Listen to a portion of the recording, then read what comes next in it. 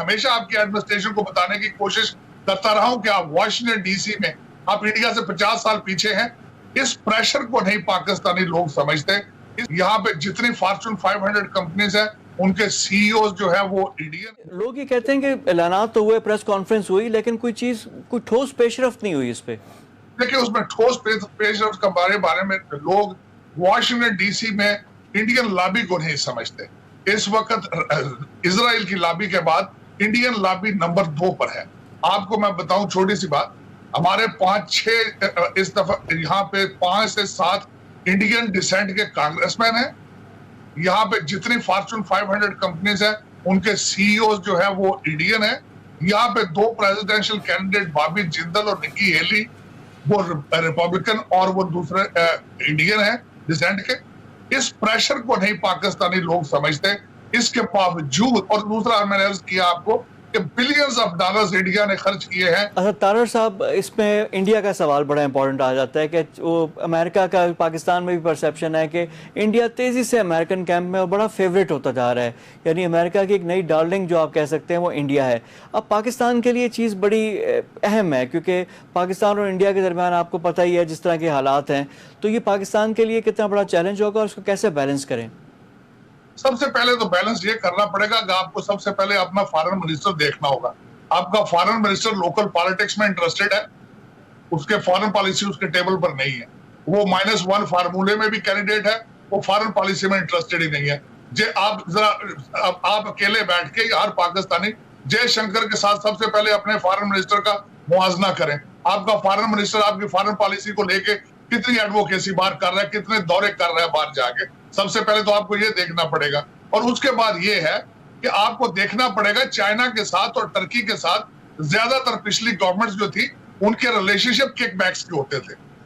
آپ کو چاہیے ایک سالڈ بیسس پہ دیکھیں کہ دنیا کس رخ میں جا رہی ہے, دنیا بیلنس اپنے آپ کو کس طرح کرتی ہے. You still on American table, آپ امریکہ کے ٹیبل سے نہیں اترے ہیں. ہاں دیکھیں, آج میں ہمیشہ آپ کی ایڈمنسٹریشن کو بتانے کی کوشش کرتا رہا ہوں کہ آپ واشنگٹن ڈی سی میں آپ انڈیا سے 50 سال پیچھے ہیں, آپ اس کو بیلنس کریں. اچھا یہ طارر صاحب دس از ویری امپورٹنٹ, اسی پہ میں کنکلوڈ کرنا چاہوں گا کہ ہمیں واشنگٹن ڈی سی میں پاکستان کو کیا کرنے کی ضرورت ہے. جس سے آپ نے کہا کہ اسرائیل کے بعد انڈین لابی بڑی اسٹرانگ ہے, وہاں پہ ان کے جو پوری جو آپ کے سینیٹرز آ رہے ہیں وہ بھی انڈین اوریجن کے, انڈین ڈسینٹ کے آ رہے ہیں, تو ہمیں کیا کرنا چاہیے پاکستانی ڈائسپورا کو؟ دیکھیں تو پاکستانی ڈائسپورا انٹرسٹڈ ہی نہیں ہے پالیٹکس میں لوکل, یہ بھی ایک زیادتی ہے. ہمارے ڈپلومیٹک مشن کو چاہیے اس میں اپنا رول ادا کرے, ان کو پولیٹیکل ایجوکیشن دے. ان کو ہمارے ڈپلومیٹک مشن نہ صرف امریکہ میں بلکہ میجورٹی کنٹریز میں ہمارے فیل ہیں. وہ جاتے ہیں وہاں پہ صرف اپنے بچوں کو سیٹل کرنے کے لیے, سفارشی لوگ پک کیے جاتے ہیں جس طرح PIA میں پک کیے جاتے تھے. ان چیزوں سے باز آنا پڑے گا, نیشنل انٹرسٹ دیکھنا پڑے گا. Nations can't survive without nationalism. میں بار بار یہ کہتا جا رہا ہوں, اب مسلسل کہتا جا رہا ہوں. میں دیکھتا ہوں کہ ہمارے بالکل نیشنلزم نہیں ہے لوگوں میں, قومیت نہیں ہے, پاکستان نہیں ہے, پاکستانیت نہیں ہے. ہمیں سوچنا پڑے گا کہ فیوچر میں ہم نے سروائیو کس طرح کرنا ہے. جس طریقے سے میں نے آپ کو بتایا, اس وقت آپ کی ایلیٹ کے ذہن میں صرف دبئی, لندن اور نیو یارک کی پراپرٹیاں یہ نکالنی پڑے گی. پاکستان کا سوچنا پڑے گا اور ہر پاکستانی کو سوچنا پڑے گا, ورنہ آگے مشکلات ہی مشکلات. لیکن اسٹیبلشمنٹ ہے وہ چائنا کے خلاف انڈیا کو تیار کر رہی ہے, اور پاکستان اور انڈیا کا اپنا ایک ایشو چل رہا ہے. تو اب انڈیا ان کے نئی ڈالرنگ بن رہی ہے اور نئی ان کو فیورٹ بن رہی ہے, تو یہ تو ہمارے لیے چیلنج ہوگا. مجھے تھوڑا سا ختم کر لینے دیجیے, کیونکہ پاکستان کا صرف ایشو نہیں ہے وہاں پہ, پاکستان اور انڈیا کا ایشو نہیں ہے وہاں پہ. آپ دیکھیں کس طریقے سے انہوں نے سری لنکا کی جا کے ٹیک اوور کی ہے پورٹ, انہوں نے کس طریقے سے آپ کی انہوں نے گوادر میں ٹیک اوور کیا, کس طریقے سے نیپال میں انہوں نے پینیٹریٹ کیا, کس طریقے سے بھوٹان میں چلے گئے, کس طریقے سے بنگلہ دیش میں انفلوئنس کر رہے ہیں وہاں پہ. تو they have become a regional threat. African country میں ایکسکلوسیو رائٹس ان کے. چائنا اس میں آپ کا قصور نہیں ہے. ڈونلڈ ٹرمپ صاحب نے ایک دفعہ فرمایا اپنی تقریر میں, انہوں نے کہا کہ China is built on American economy, American money. تو یہ امریکہ کا اپنے پچھلے اوباما صاحب کا تحفہ ہے. رشیا نے جا کے سیریا میں نیول بیس بنا لی تھی, یوکرین کریمیا میں جا کے انہوں نے یورپین تھریٹ دینا شروع کر دی. جرمنی جہاں کے آرمی بیس ہے امریکہ کی, سارے انرجی کانٹریکٹس ان کے رشیا کے ساتھ ہیں.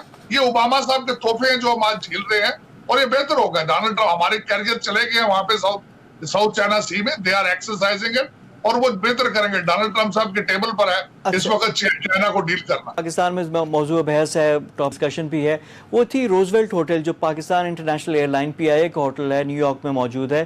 اس کی پرائیویٹائزیشن کی بات ہوئی, پھر اپوزیشن آئی. اب خبر یہ بھی آئی ہے کہ ڈونلڈ ٹرمپ نے بھی اس میں, امریکن صدر نے اس میں انٹرسٹ کا اظہار کیا ہے. تو یہ کیا ہے, اس میں ہے کیا, چکر کیا چل رہا ہے؟ لیکن یہ ایک المیہ ہے کہ وہ بک رہا ہے, اور ڈونلڈ ٹرمپ صاحب تو ڈیولپر ہیں. Half of the Manhattan is owned by him and his son in law Kushner صاحب. تو الٹیمیٹلی جو ایک چیز مارکیٹ میں فار سیل آئے گی تو اس میں انٹرسٹ اپنا دکھائیں گے. بلکہ میں سمجھتا ہوں یہ ٹریجڈی ہے. اس کی مالکیت PIA کی مالکیت سے زیادہ اس ہوٹل کی مالکیت ہے.